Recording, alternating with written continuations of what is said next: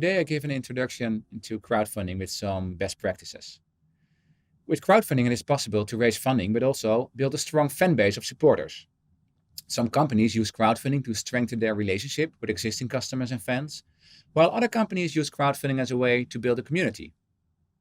It's important to know there are different types of crowdfunding, and people expect to receive different types of returns from it. With reward-based crowdfunding, they will expect to receive a product or service from the company. With crowdlending, they will receive interest and repayment of the loan after a couple of years. With equity crowdfunding, they become a small shareholder in the company. And with profit sharing, they receive a financial reward based on the financial results of the company. In this video, I will focus on reward-based crowdfunding and equity crowdfunding and show two very successful cases and explain what we can learn from them. To build a strong crowdfunding campaign, it is important to have a clear goal, a great communication strategy, and a good story. In this video, I will show two examples of companies who did a great job in implementing this strategy and had a very successful crowdfunding campaign. When starting a company, you can try to sell your idea to investors, invest the money in production, invest additional money in marketing, and try to sell your product to customers. Only at that time do you know if there is indeed a real market demand for your product and how many people are interested in buying your product. This is the traditional way for a business-to-consumer company to start. Another option is to turn this process around and start with the customers. If you are able to ask your customers in advance if they are interested in buying your product and pay with a good discount already in advance, you know for sure there is a demand, and you are able to attract the needed investment at the same time. When the founders of Pebble wanted to raise funding in 2012, they used the same process.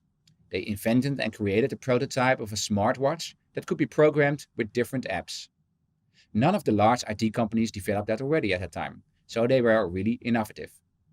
At that time, reward-based crowdfunding was mostly used by creative companies to finance events, and people received an entrance ticket in return. They wanted to try to raise funding for the production of the first watches, and as a reward, they would give their backers the watch for a discount. They needed $100,000 to start the first production of their watches. For this, they started a reward-based crowdfunding campaign at Kickstarter. The funding was already raised in the first day, and at the end of their campaign, they had raised $10.3 million and 60,000 people supported their campaign.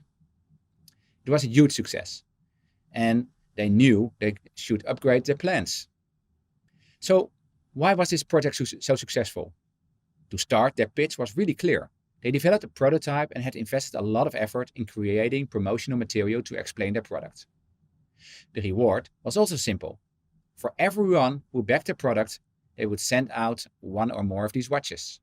They also knew their market well and were partly lucky that most of them were already active on Kickstarter. They targeted young, tech-savvy people, and these people are active online and used to buy online products.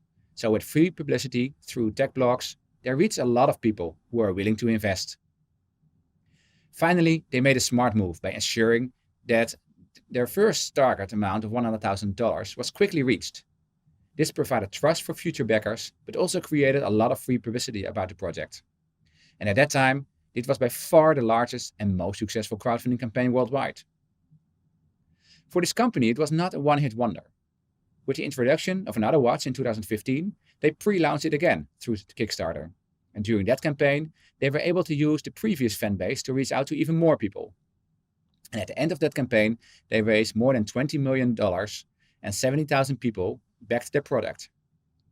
1 year later, the Pebble 2 was launched, and again, they raised $12.8 million. Until now, this is still the most successful company raising funds through reward-based crowdfunding. Another crowdfunding champion is Brewdog. Brewdog is a Scottish brewery that wanted to raise investments to grow, but didn't want to use traditional investment firms. Their first campaign was in 2009 with 1,329 people. They raised £750,000 with these very early investors with a strong marketing campaign. They promised their investors not only a share in the company, but they became also part of the Brewdog for Punks family and received a loyalty card. This membership card would get the investors a free beer on their birthday in pubs that have Brewdog beer and a standard discount on the beers. This loyalty card and the Brewdog for Punks campaign became very successful. And after their first seed funding round, they involved and informed their investors in the growth of the company and started another funding round in 2011. In this round, they received £2.2 million from partly the same, but mostly new investors. To scale up, they did further investment rounds in 2013, raising £4.25 million, and in 2015, they even raised £19 million. In total, they had 46,000 shareholders in their company at that time. But more importantly, they were all very strong fans and supporters. In 2018, they wanted to expand to the United States and started another campaign.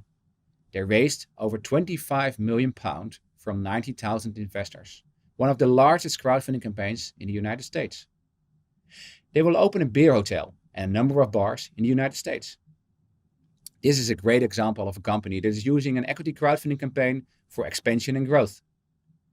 They first do the marketing and try to find out if there is enough support for opening new offices or upgrading their production before making the investment.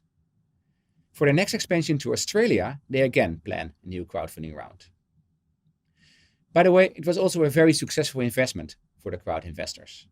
When a traditional venture capital firm invested in 2017, the company was valued at $1 billion. The investors in the first round received a financial return of 2,800%.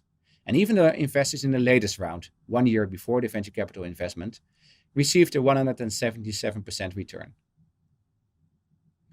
So to conclude, in both cases it was clear that for business-to-consumer products, crowdfunding can be very successful. When introducing a clear goal, such as an opening of a new factory or creating a new production line for a watch, it's clear for the investors what the goal is. The reward is also short-term, the watch or a discount on the beer. Most importantly, both companies were very strong in PR and marketing and were investing a lot of effort in promoting their campaign. This created trust at the beginning of the campaign, and they were also very successful in keeping their fans happy and connected. This enables them to do follow-up investment rounds for future growth.